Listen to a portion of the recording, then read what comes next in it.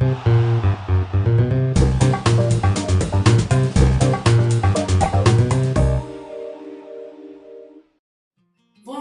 bienvenue sur ma chaîne Coaching Posture. Aujourd'hui, on va parler des étirements. Alors les étirements, ça mériterait presque une chaîne à part entière. Il y a des étirements pour tous les sports, pour tout le monde, on va dire. Ça fait partie du quotidien et de la vie parce que ça redonne du mouvement au corps. Dans cette vidéo, je vais vous donner deux postures d'étirement. Posture d'étirement, pourquoi? Parce qu'on est dans une chaîne de posture, donc j'ai trouvé ça sympa. À savoir que si c'est une posture d'étirement, deux choses à faire à distance de vos entraînements de sport pour ceux qui sont sportifs et bien caler la respiration pour tenir les postures. Le but de ces postures, c'est dans un premier temps d'étirer les muscles, mais dans un deuxième temps d'étirer les parties molles, ligaments, tendons, voilà, tout ce qui est beaucoup moins extensible mais qui a besoin de retrouver de la mobilité. Donc c'est des choses qu'on va garder un petit moment, 1, 2, 3 minutes. Voilà. Pour le reste des étirements, j'en parlerai pas dans cette vidéo. En fonction du sport que vous faites, je vous invite soit à me poser des questions en commentaire, soit à vous renseigner. Et on va commencer de suite par une posture d'étirement de la chaîne postérieure, c'est-à-dire de tout l'arrière du corps. On s'assoit contre un mur de préférence. On recule un maximum avec une petite marche fessière. On recule. On adosse le dos, si possible les épaules et la tête. On se grandit par l'arrière de la tête. On a tous un corps différent. Peut-être que toutes les parties de votre dos ne tiendront pas et ne toucheront pas le mur. Surtout, ce que je veux pas, c'est des choses comme ça où on a le haut du corps complètement avachi. Il faut garder l'auto-agrandissement comme ce que j'ai pu vous apprendre dans les premières vidéos. On met les pieds bien flex, le gros orteil vers le plafond et on ramène les orteils vers. Déjà dans cette position, il y en a certains qui vont pouvoir avoir les genoux fléchis tellement ils ont l'arrière des jambes rétractées. Donc si vous en êtes là, vous vous étirez comme ça, vous relâchez, vous attendez doucement que vos genoux se détendent. La prochaine évolution, quand vos genoux se sont bien détendus, toujours avec les pointes de pied bien flex vers vous, auto-agrandissement. Là, ça peut tirer bien derrière les jambes et bien derrière le dos. Si ça ne tire pas, qu'est-ce qu'on fait? Hop, on décolle le buste et le tronc tout entier du mur. Attention derrière, il faut surtout décoller à partir des hanches. Et là, vous essayez de rapprocher votre nombril, pas de sortir le ventre, on est toujours avec un ventre rentré, mais de rapprocher votre nombril des genoux. Et tout doucement, comme ça, vous avancez.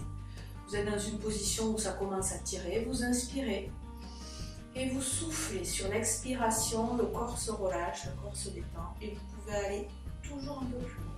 Vous gardez l'auto-agrandissement. Dans cette posture d'étirement, je choisis de vous faire garder l'auto-agrandissement. Ça tire gentiment derrière les jambes, gentiment derrière les pieds. Et voilà, et vous attendez dans cette posture. Vous vous grandissez petit à petit, vous essayez d'aller chercher le bout des pieds. Surtout, on met des points d'appui pour s'aider, mais on ne tire pas sur les bras. On laisse le corps relâcher. Inspirez, soufflez, et votre corps, petit à petit, on garde l'auto-agrandissement, les épaules relâchées. Finissez par relâcher tout doucement. Et quand vous allez avoir fini la posture, vous allez avoir l'impression d'avoir gagné de la longueur, gagné de la distance. Donc c'est le but recherché. Voilà, on passe à la deuxième posture que j'ai choisi de vous montrer aujourd'hui pour étirer l'avant du corps. Et un muscle dont je n'ai pas parlé jusque-là, mais qui est quand même primordial, c'est le muscle psoas. C'est un muscle qui entraîne beaucoup de petits problèmes, voire de plus gros problèmes, et qui mérite d'être étiré. Il s'insère dans le dos et il passe juste devant la hanche. Donc les exercices que je vais vous montrer vont permettre d'étirer bien la hanche et d'étirer bien le bassin. Je vous le montre en version personne souple et mobile. Et après, je vous montrerai une adaptation pour les personnes un peu moins souples et un peu moins mobiles. Vous commencez à genoux. Vous mettez les mains en arrière. Vous choisissez dans un sens ou dans l'autre. Les deux sont intéressants. Vous inspirez, vous soufflez, vous rentrez le ventre, vous vous grandissez bien par l'arrière de la tête. Pas de nuque en arrière complètement cassée. Et on soulève le bassin. Et uniquement maintenant, vous pouvez lâcher la tête en arrière.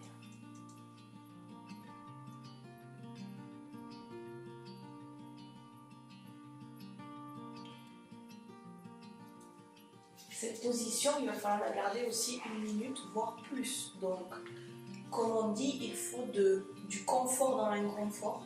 Il faut que l'étirement soit supportable. Si vous êtes dans une position que vous n'arrivez pas à tenir plus de 10 ou 15 secondes, c'est que ce n'est pas la position qui est faite pour vous. Il faut vraiment que ça tire tout en douceur pour que vous puissiez la supporter. Donc, je vous montre une variante. Voilà, donc on va faire la variante sur la chaise. Vous venez vous asseoir en bord de chaise. Vous mettez les mains juste en arrière des fesses. Vous pouvez légèrement vous pencher en arrière. Mais surtout, ce qui est important, c'est les jambes que vous allez venir mettre hop, en arrière. Et là, c'est pareil. On tient ses abdos. Parce que si vous faites comme ça, que vous cambrez tout, ça sert à rien. L'idée, c'est de rentrer son ventre et de faire comme si on voulait sortir, comme si on voulait décoller les fesses de la chaise. Et vous pouvez poser la tête en arrière, c'est bien plus confortable.